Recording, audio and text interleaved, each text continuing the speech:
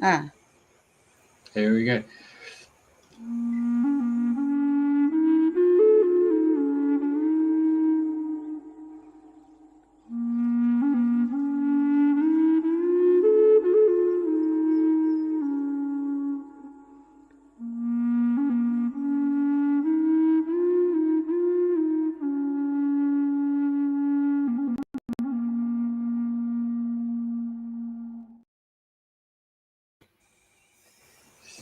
Well, it's good evening here from the studios in Radio FM88 Australia.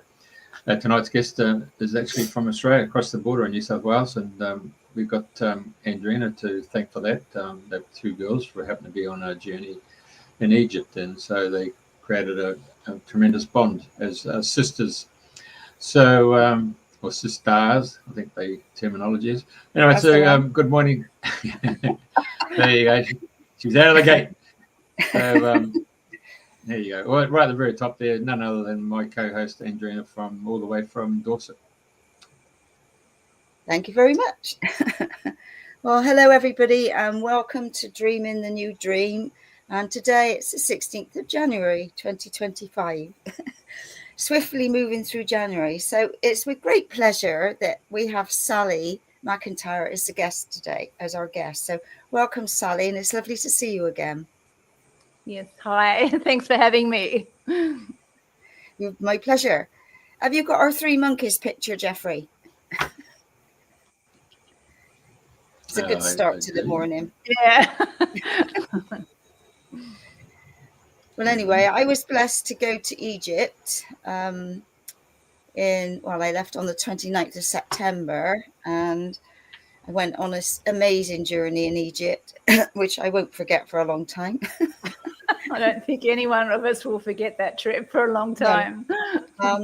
Anyway, Sally was one of my lovely friends in the trip. So there's the three of us. We were sat in the museum, the Egyptian museum that was newly opened. So, we were just having a bit of fun there, as you do.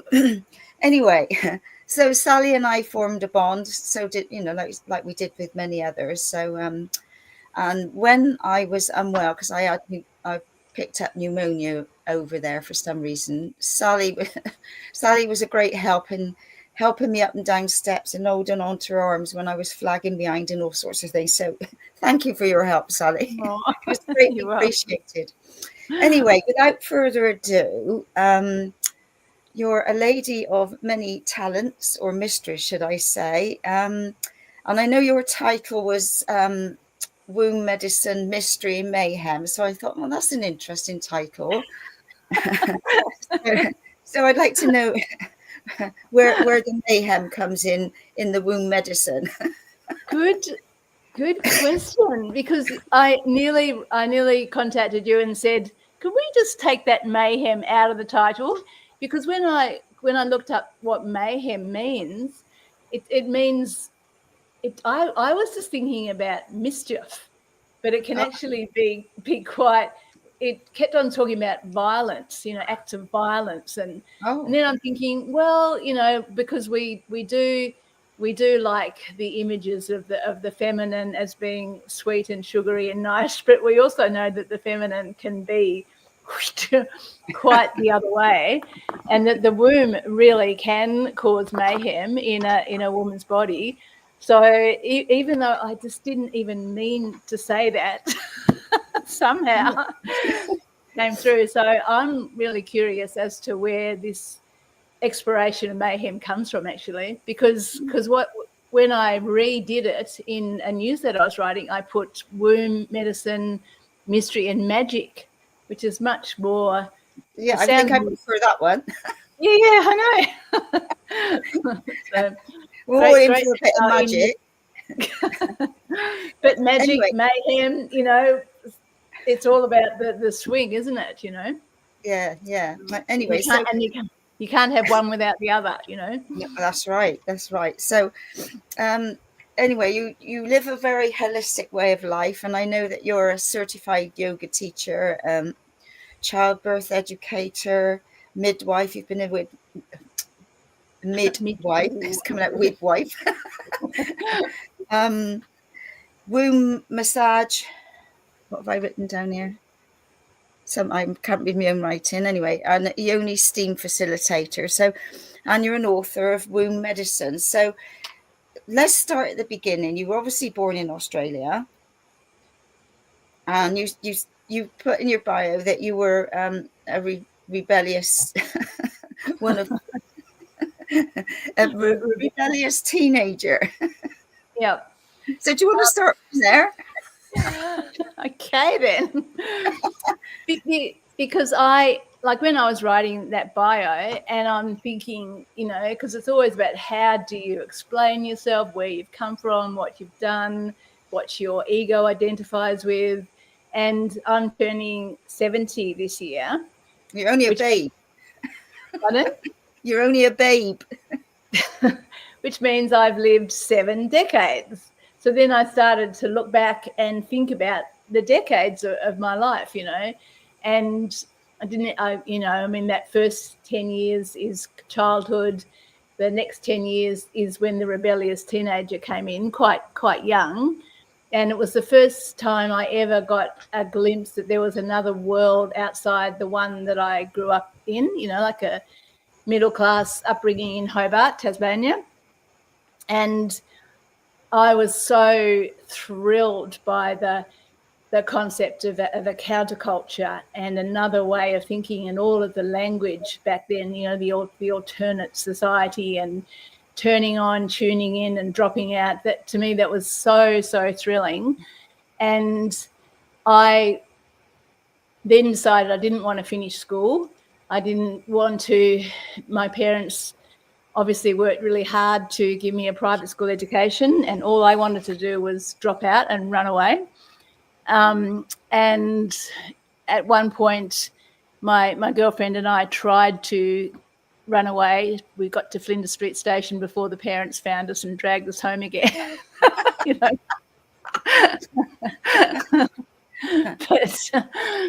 But from then it was just like I was just always looking and interested in consciousness. And my first, the first Bibles, and I know I'm not the only one whose Bibles were Autobiography of a Yogi and Handbook to Higher Consciousness and Survival into the 21st Century. Those books which were so key in giving me another way of looking at the world. And I was always somehow drawn to being involved in birth. I don't even know where that came from, but it's been throughout all the decades from my 20s. This birth has, played very predominantly in there. And I'm pretty sure it was when I found a copy of a book which you might have heard of. It's called Birth Without Violence. And it's a book written about the birth from a baby's point of view, like a baby being born into, like bright lights and being whacked on the bum and from going from a really warm environment into bright lights, cold, strangers. And I was just horrified to my core by these images. And I didn't even know at the time, but it was like I made a vow and I said, my babies will never go through this.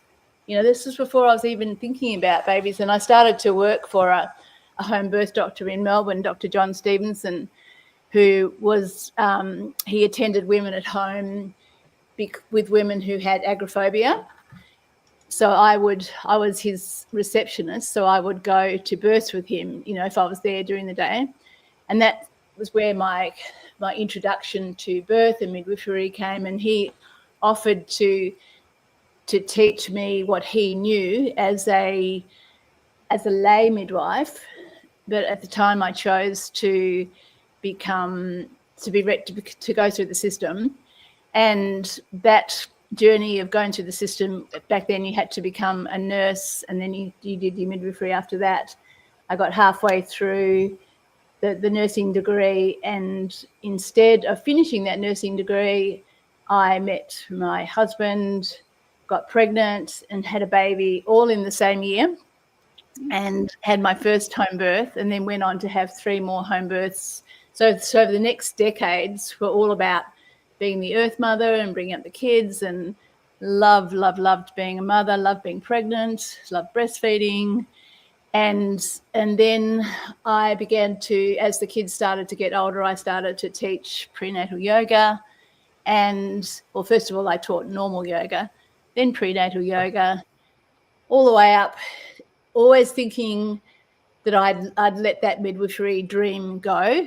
And the more decades went past, it was like, I've left it too late now. I'm never going to be able to manage the study and the maths and the science and all of that. And eventually I went to a midwifery conference in Philadelphia where all the luminaries of the birth world were there, like Ina May Gaskin and Michelle O'Donnell and all the fabulous midwives from the kind of the 60s, these women who they're just these magnificent women. They had big voices and big boobs and long grey hair, and and they were also very political. It's just like, the world needs more midwives, and I was like, yes, the world needs more midwives, and I'm going to be one. I kind of heard the call to arms and rallied, and so I went back to do my midwifery education in New Zealand when I was 52. And my mother told me I was going to be an old hag by the time I finished. Oh, lovely. So I did finish that midwifery degree. I don't know what decade we're up to now, and tried very hard to fit into the system without a whole lot of success, and have kind of moved out more into my own independent birth education now. We've got this beautiful centre in Murwillumbah where we have yoga classes and workshops and a lot of different facilities for pregnant women and postpartum women, also women trying to conceive. So it's and along the way, I missed out the decade when I was a womb massage practitioner. I learned from Rosita Arbigo and all the amazing women from that lineage about how to massage the womb, and yoni steaming was a part of that, and when I learnt about yoni steaming, I had never heard of it, and never ever heard of it, and I was absolutely gobsmacked that how could I not know about this, with all the reading and involvement with women that I'd had. And I just so anyway, and I like to learn. I'm a very avid student, so I set about to do the research and find out about yoni steaming, which is why I wrote my book. So I wrote this book in my own research and in my own looking to other countries and see where it's come from and why it went underground for so long, and then after the book came the cards. So I picked a card for myself before, and it was chamomile tea. All right. And then came the journal. So that about takes us up to, I don't know what decade we're up to now. Does that answer you? In a nutshell. Because I know I'd not heard of yoni whatever. What was it called? Steaming. Steaming. And I think it was a good few years ago, and I spoke to somebody. She said, "Oh, you'd be good. It'd be good for you to do this yoni steaming." And so she gave me a link for yoni pearls or something. But I never followed it through, and that was the first I'd ever heard about it. And really, I don't know how many people know about this, but it's not a widely known thing. I don't think people are becoming more aware of the yoni and steaming and different things, but I don't think earlier on it was widely known, was it? It wasn't known at all, because it's not like the kind of the circles I moved in were traditional. And understanding of it is that it went underground. It's a traditional women's practice that is not going to make anybody any money. Say no more. So it's definitely going to empower women who practice yoni steaming and the philosophy that surrounds it, if you like. So in that kind of era when women's knowledge and wisdom and of herbs and traditional midwifery, when that was all lost, yoni steaming was lost along with it. And my understanding, when the divine feminine made that awakening, that arising in 2012, was when all of this information and all these traditional grassroots practices came back into the light. And I'm sure in many countries women have always practiced, like the Western countries might not have known about it, but in those traditional countries they quite possibly would have just used it, kept on using it because it works, and they have nothing else. Like the person who I learned from, Rosita Arvigo, she would always say that women, if they presented with any kind of gynecological issue or womb problem or menstruation problem, they would be asked, well, have you done your yoni steam? It's just like something that everyone did.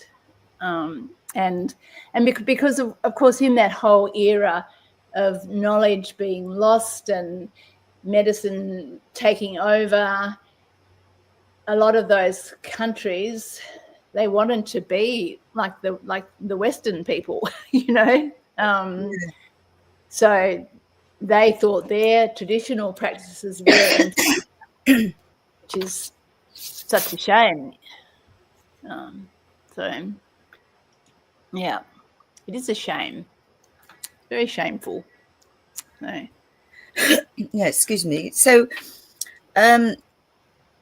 obviously, I remember we talked about this in Egypt, and I can't remember what we said now, but I said like this: it's not well known as I see it in the Western world. And is this something that you would say was like a routine that everybody should be doing every so often, like as a self-care?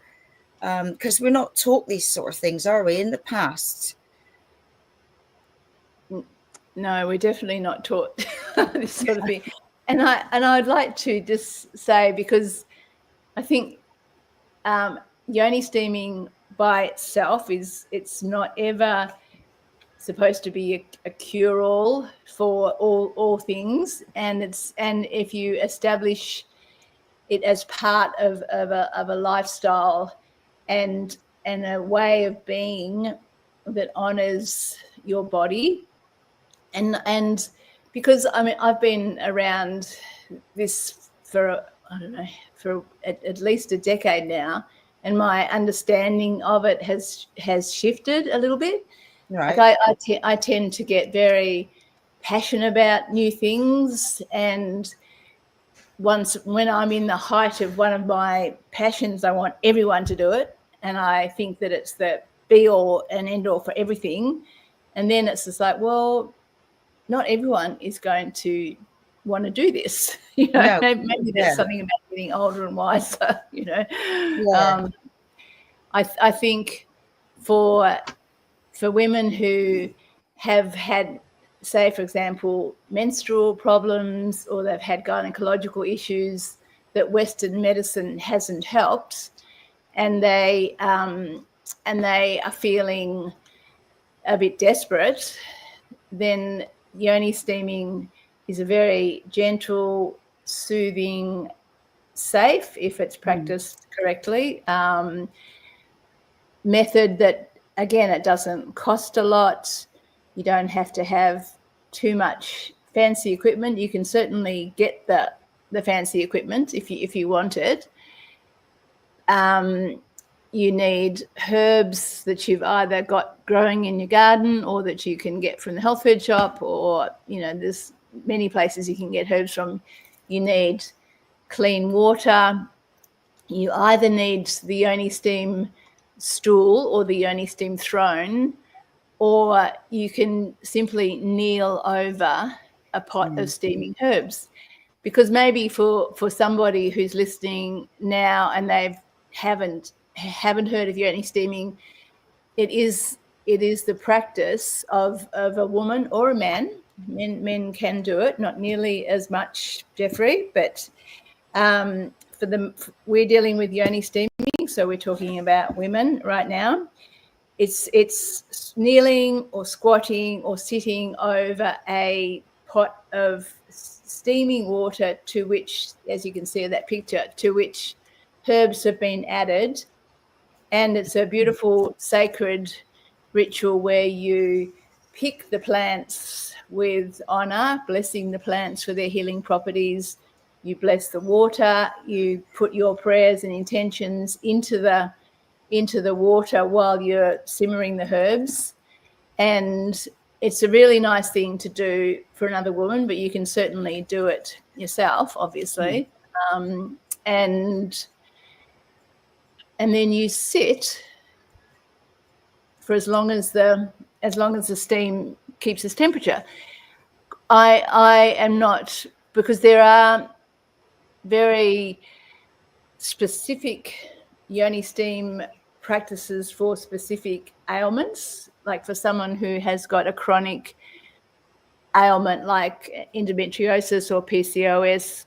The method that I widely teach and suggest is probably not going to give those kind of results. Does that make sense?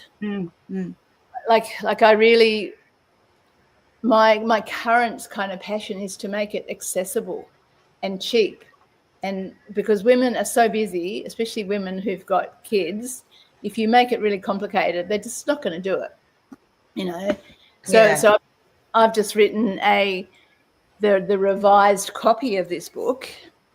You know, it's like this first book sold out, the first print run sold out. So we've now got the second copy coming, and in it I've put a whole lot more information about how to do it without your yoni steam throne, how to, as I said, kneel over the herbs, and also, like, if you don't have the herbs, just use steam.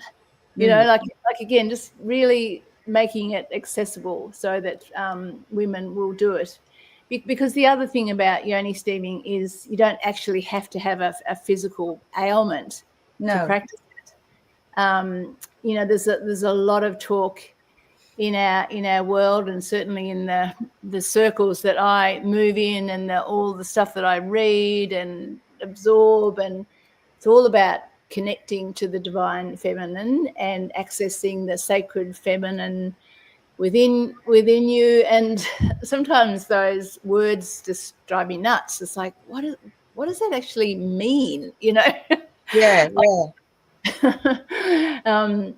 Because I was thinking about that today, and for me, what it means, and this is obviously only my take on it, today's take anyway, is that we've, you know, if we're in a female body, or I'm in a female body, and I chose to be a female in this lifetime, there is the masculine aspect of myself as well as the feminine aspect of myself.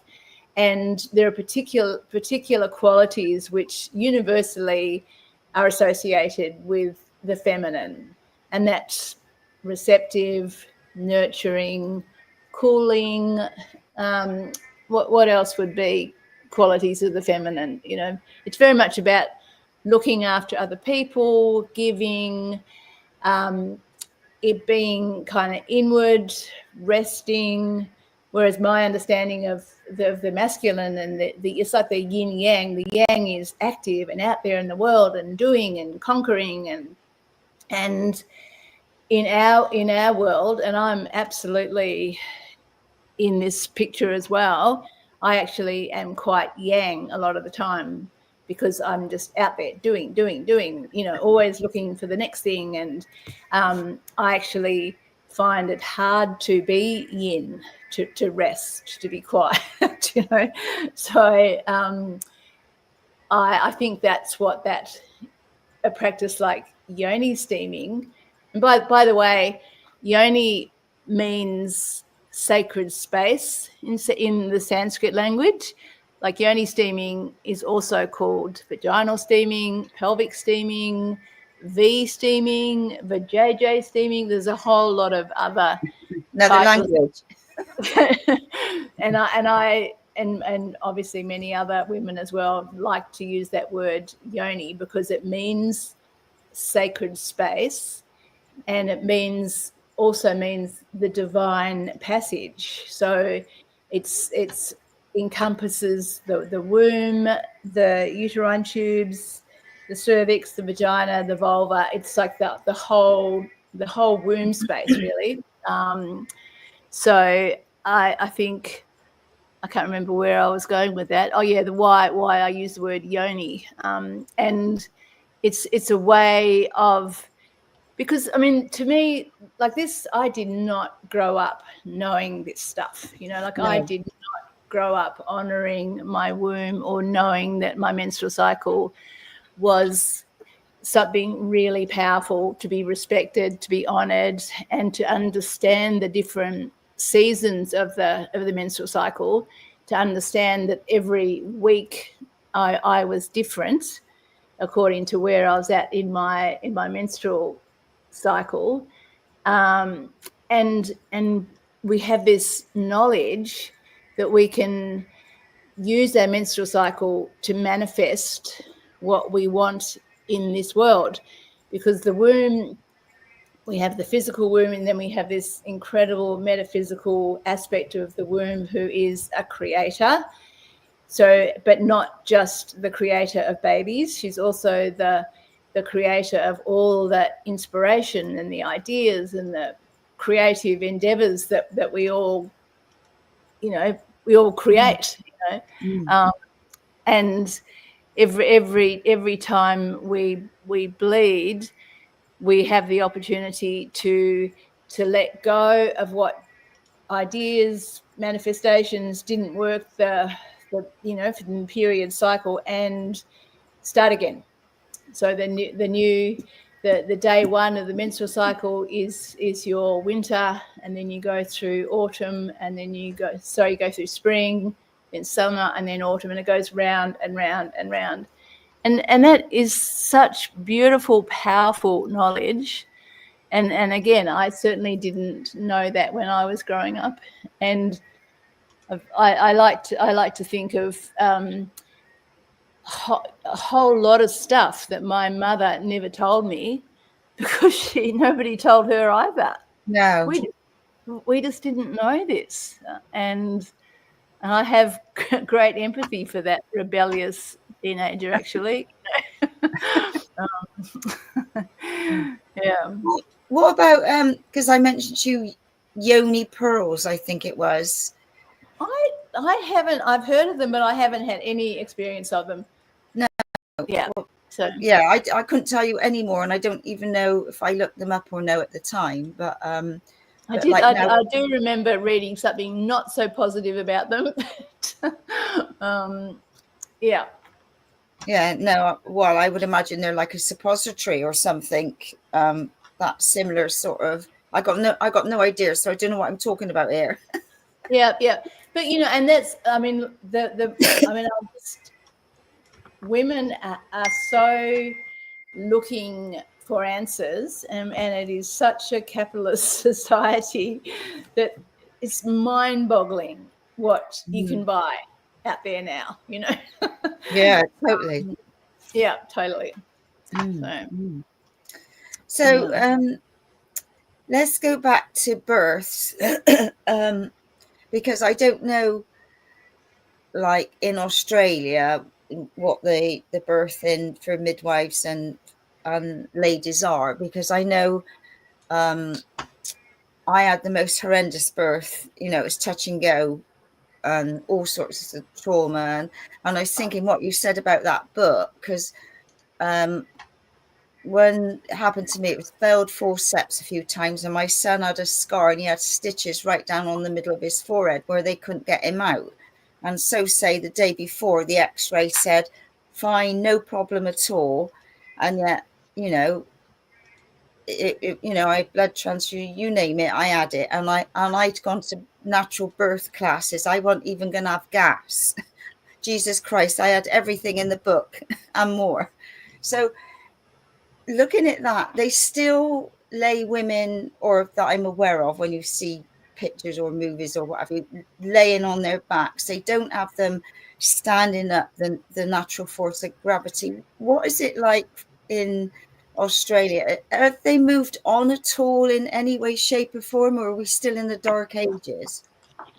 Totally, we've moved on from there. Like the only time often you see women lying on their backs to have a baby is on the movies. Like, it still amazes me how women are still depicted, or if in a hospital setting they have a need to have an epidural and they're lying on their back because that's how you need to be. You can be supported upright, but active birth is pretty much, I'd like to say, encouraged, standard. Women themselves want to stand up, they want to move, they understand that if they want to be in charge of their birth, they can't be lying on their back, because they're actually going against gravity when they're lying on their back. And so I think we definitely have moved on, and I think we're at a point where the birth is become very medicalized, and we have a choice whether we choose to go with that system or whether we choose a more natural way of being in your own surroundings with the people you love around you. And because obviously I had all my 4 babies at home, and many, certainly in the area where I live, there are a lot of home births. There's a lot of free births in this area. And I don't know, this is such a big topic. It's such a huge topic. The community that I'm a part of, and particularly the birth community, this year we will have the 4th, it's called the Birth Wellness Festival, that we have put on as a way of educating women to give them options for birth, with that classic, you don't know what you don't know until someone shows you or explains it to you. And I'm really, really clear, those days of me saying that system is bad, and this system is good, hopefully are behind me. I think it's about choice.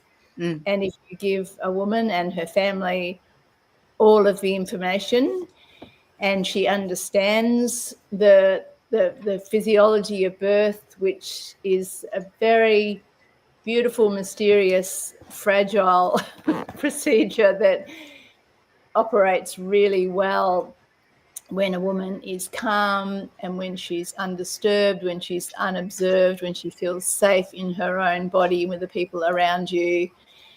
And we're talking about a normal, healthy woman. But not everyone is going to choose that. No. And we've gone to hopefully great lengths with our festival to not, the system's bad, obstetricians are bad, because that conversation certainly does exist, a lot. And our take on it is doctors and obstetricians are amazing at what they do, and when we need them to save lives of mothers and babies. But for the most part, birth is a normal event in a healthy woman's reproductive life. She actually doesn't need other people to help her. And we have been, as women, we've been conditioned to think that we can't birth, so therefore we need someone to help us. Or again, it's such a big kind of psychological topic, and it's all woven in. That loss of power and that loss of understanding one's body and that loss of trusting one's body and trusting oneself to know what's best for you. And that includes whether you're going to have your baby in the hospital, or you're going to have your baby at home, or whether you're going to do a yoni steam, or whether you're going to do yoga, or whatever it is. Everyone's journey is so unique, and who are we to say what is better, or what is good, or what is right?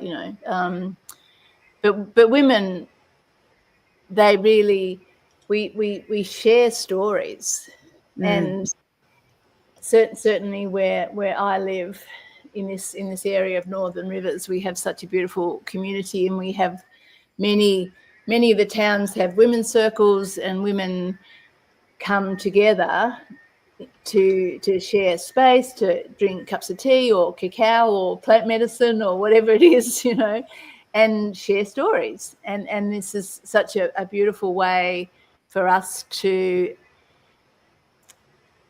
and because we've all, this sounds kind of heavy, but I believe that as our journey through life in this body, we all have damage, and we're all wounded, and we all have to unpack all of the things that have happened to us, and let go of the trauma, and find out who the real person is behind all of the conditioning, and who everyone else told you they thought you should be, or that. I mean, it's obviously, that's the lifetime's journey, isn't it?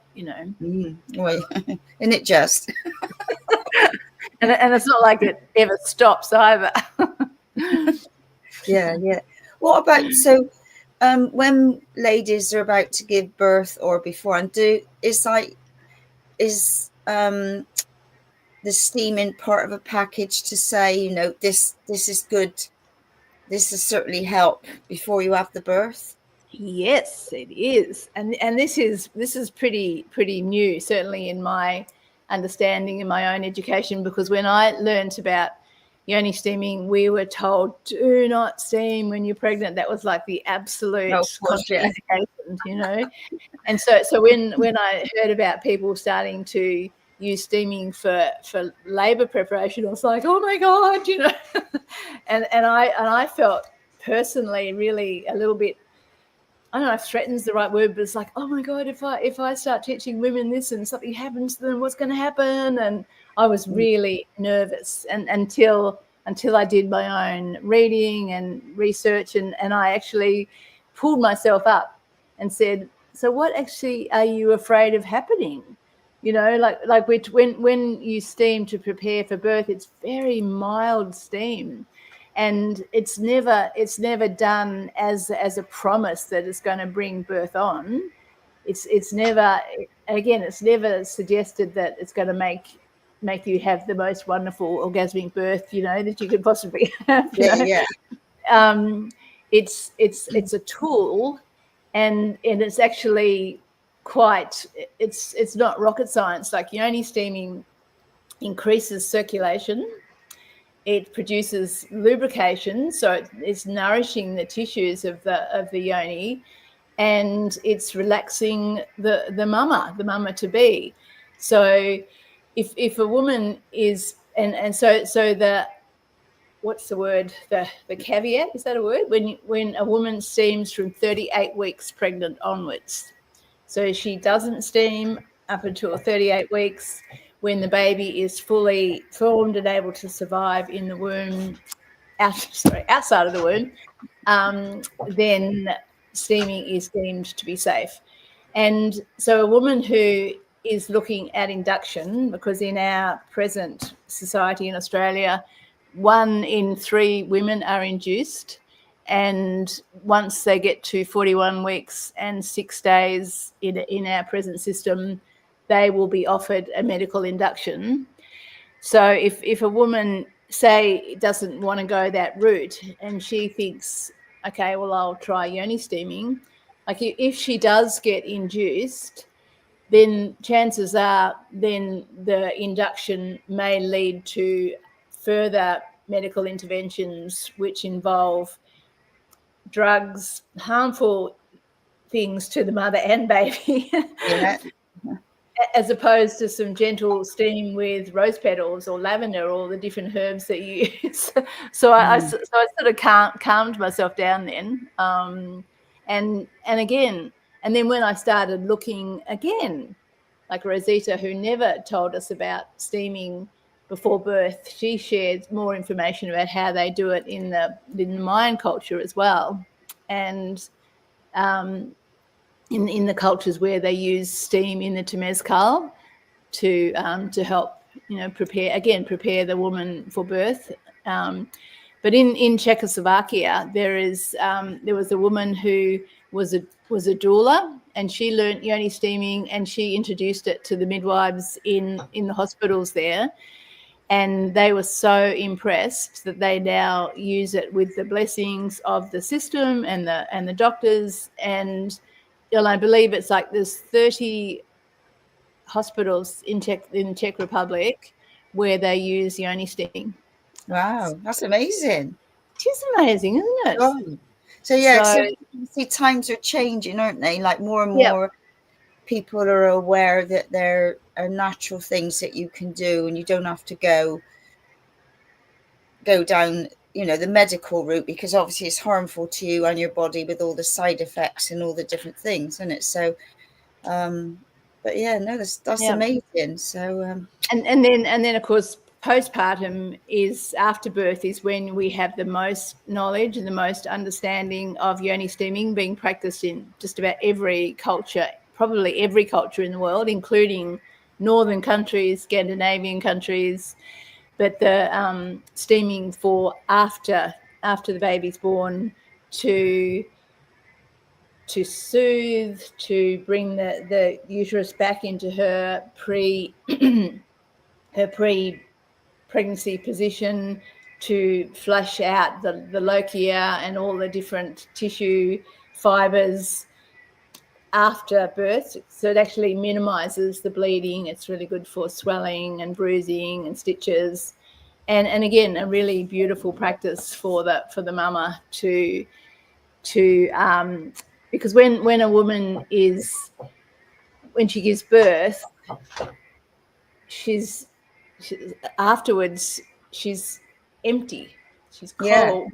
She's been through this incredible, amazing, and sometimes terribly traumatic and painful birth, and women are sometimes shattered, sometimes blissful and shattered, or I'm kind of choosing my words here because, of course, but for somebody, and I think the figures are 1 in 4 women in Australia have suffered from birth trauma. So that's another kind of statistic which is really alarming when it comes to birth and birth choices. And so the yoni steaming is a way to bring the mama back into herself, to bring the pieces of her, even in the most amazing birth. Like the Maya people say that the woman journeys to the stars to bring her baby in. That's lovely, eh? Isn't it? Yeah. So she has to come back. Yeah, see, there's Ishchal. She's the goddess of women. She's the Maya goddess who Rosita Avigo has brought to the Western world. She was like the forgotten. She was like the forgotten goddess until Rosita discovered her, and so she's down. As you can see, her symbols are the snake, the rabbit. She's the goddess of childbirth and women, and water, bodies of water. Every time you see a rainbow or dewdrops, that's Ishchal. And Winvise would certainly pray to her for help in birth and put statues of her under the birthing bed as well. Oh, really? Yeah.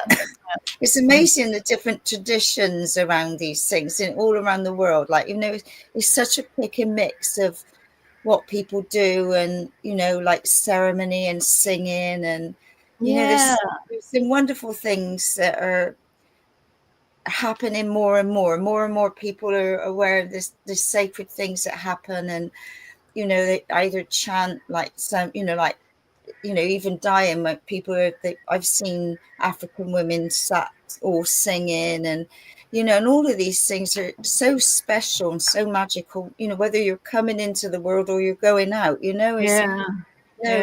greater thing. But going back to the steaming, so that must be lovely for the baby. It must be like having a little sauna coming up, mustn't it?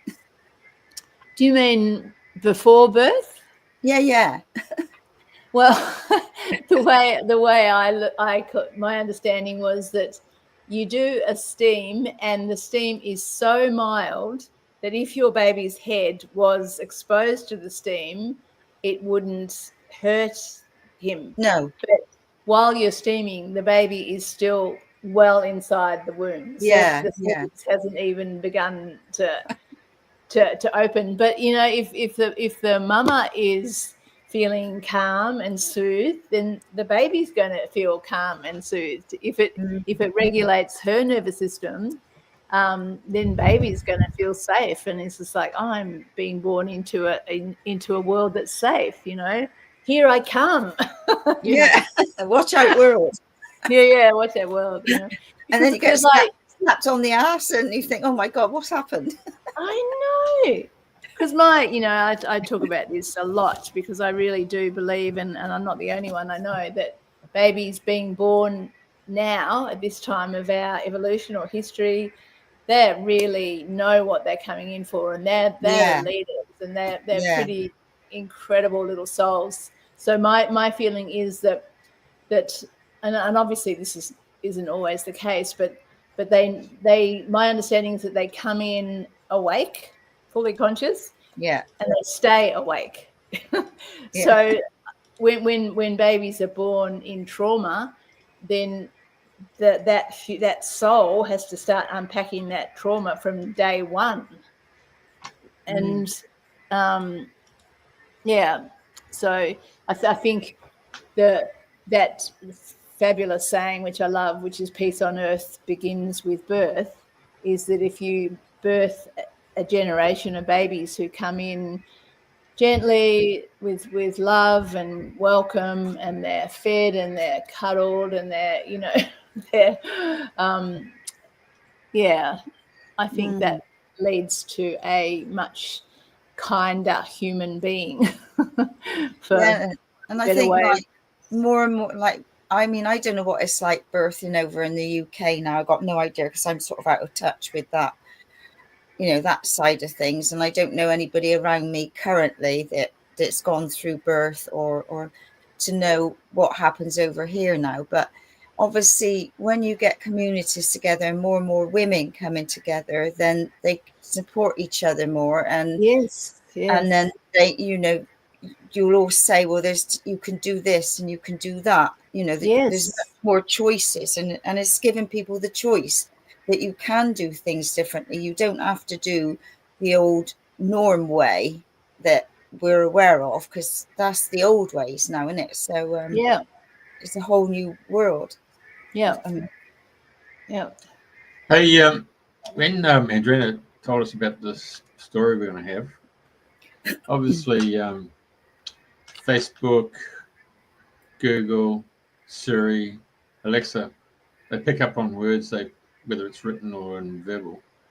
And the next thing that came up on Facebook was the fact of about cutting the cord and what to do with the placenta. And so it's just a fascinating story about keeping the cord between the mother and the child for at least 20 minutes.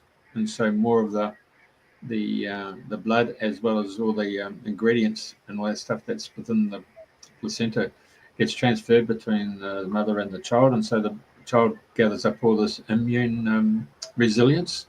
Is Yes. that something? Is that correct on that part?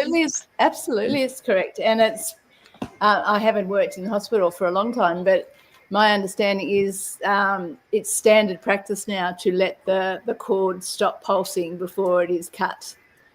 And there are also people who choose to wait much longer than that, and there are people who choose to have a lotus birth, which is when the cord is not cut at all, and the cord withers up and detaches from baby usually about 4 or 5 days.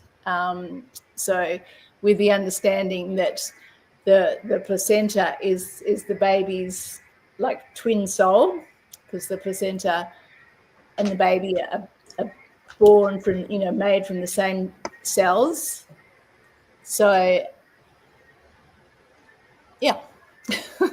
Right. No, So that a lot as well. we had a men's group, and we had this Mary elder came in, and he was the midwife to his wife, and they had their 3 kids, and it was the last child that we brought the story up. And so they're in a very distant community from any major hospital. So he gave birth. He did the delivery for their wife. And that was a home birth. They did it in the bath. All the kids were available, and then when they took the placenta, he chopped half of it up, and he put it in the fridge for memory, and then as a family they each had a piece of the placenta, and then the other half they put it in the garden, and they put a lemon tree there. And he said the lemon tree just produces the most amazing bloody lemons. I can imagine. But the ritual was the fact that all of them now were participants in their youngest child. They all participated in the midwifery of the delivery, but also now had the enzymes and all that stuff of their sister, I think it was, or either brother or sister, and so now they had the fighting enzymes of their young sibling. It was a fascinating story. I mean, us guys were just bloody gobsmacked. That's a beautiful story. Yeah. So did people when they do home births, what do they do with the placenta? They put it in the garden, or what do they do with it? Really rich with nutrients, isn't it? Yeah. There is a range of practices. Many people bury the placenta and plant a tree over it. Some people make it into placenta capsules, and that is quite a common. I don't know if it's common, but it's a well-known practice around here, certainly, where the placenta is taken by somebody who this is what they do. They freeze dry the placenta, dehydrate it, and grind it up into a powder, which is then put into capsules and delivered back to the mother, like in a really quick turnover. It's like within 36 hours. And the mother takes the placenta capsules as a way of balancing out her hormones, and to help with that kind of drop of hormones that happens on day 4 after she's given birth. And the idea is that you can keep these placenta capsules all the way through to menopause, to help you with that transition from one phase of life into another. So, and then other people eat a little piece of it, like the story you told, and and you've probably heard the stories of people making spaghetti bolognese out of the placenta, or your mind boggles. Making placenta smoothies so that you disguise the taste of the placenta. So, but it's done in the theme of honouring the placenta and honouring it as a source of life force and sustenance. And sure. So. Now, I was in the meat industry for years, and sometimes the farmers would send in cows that were actually pregnant. And so when they were opened up and they had the slink of the calf, that was absolutely worth thousands and thousands of dollars, and it was wrapped up pretty quickly and sent to Oh wow. European laboratories because of the pure blood. Yeah, wow. Mm. Yeah. Mm. Interesting, eh? Yep. Yeah, I mean, like for some, Can the you, thought can you hear of the doing frogs in the background? Is there What, frogs? here or yours? Mine or no, yours? I can't hear them. Ooze. We've certainly got lots here. Oh, okay, it's your face. Okay, right. Okay. Yeah. Good. Beauty. Karen. Yeah, no, I was going to say is not everybody's cup of tea to do that with the placenta. Definitely not everyone's cup of tea. Yeah, so Have it with your fish and chips, mate. I've not heard of it being made into capsules, but then I'm, the elder brigade, so it's not, all of that is not in my awareness now. So, yeah, very, very interesting. Well, we're coming near the end. So is there anything else you'd like to share, or where you're going with all these things? Is there anything else you'd like to achieve or be doing that you haven't done yet? Oh yeah. Well, so can I ask you, do you do and you do home births? I mean, do you actually go out to? I mean, you got some fantastic crystal clear creeks in your area. Do you actually do births in those creeks, or maybe spas, I'm pools, not a pools? home birth midwife. Oh, right. Is that what that is it? This is a long conversation that would take us off on quite a tangent, Jeffrey. So I don't know. I'll live with you, Andrena. Yeah. All right. Or maybe we'll savor that for another time. Obviously, I'm not aware of anybody doing it in any of the waters over here, but yeah. So who knows? But obviously, you've got the sunshine and you've got clearer waters, and so all these little things make quite a difference, eh? Yeah, they used, or I don't know if they still do, birth in the Black Sea in Russia. Right. There's a beautiful video about women birthing in the warm seawater with dolphins around them. It's very stunning. But back to what I would like to do. I would like to, in this next decade, write more, speak more. I'm coming to London in May to the Mind Body Spirit Festival. So look forward to seeing you then. Definitely. Yeah, I've got a book, the Womb Medicine, the Birth Edition book, which is just kind of waiting to fly out into the world. And I'm also working on online presentations at the moment as well. So, yeah.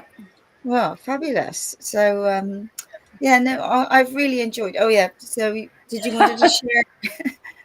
I thought people would be interested in that because everyone loves Miriam. So we did a yoni steam workshop with Miriam as part of her documentary, Impossibly Australian. She came to our retreat centre, and we shared the wisdom of the yoni with her, and she was very, very receptive and moved. And if anyone has seen that show, it's quite amusing and heartfelt, actually.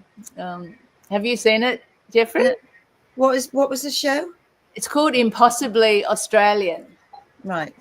It's a documentary where she features different parts of Australia, and she's always interviewing Australian people to see what they're up to, and so.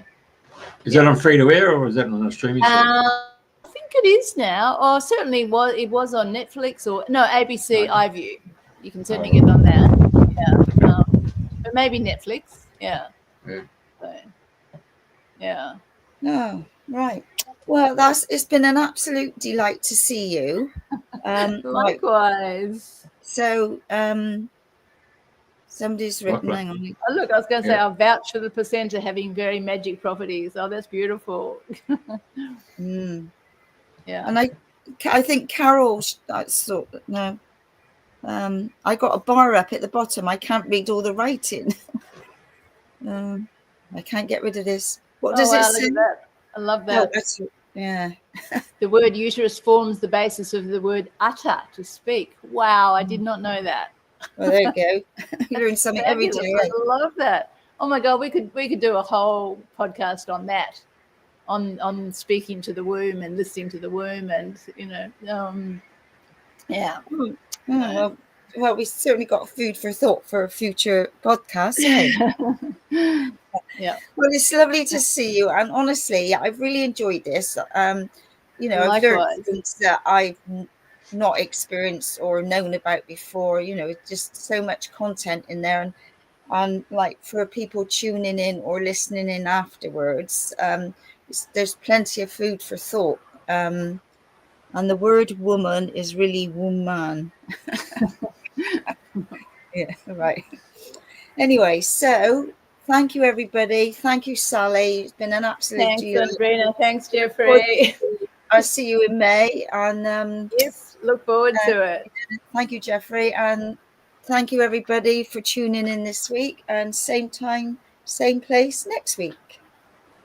Okay. Bye-bye.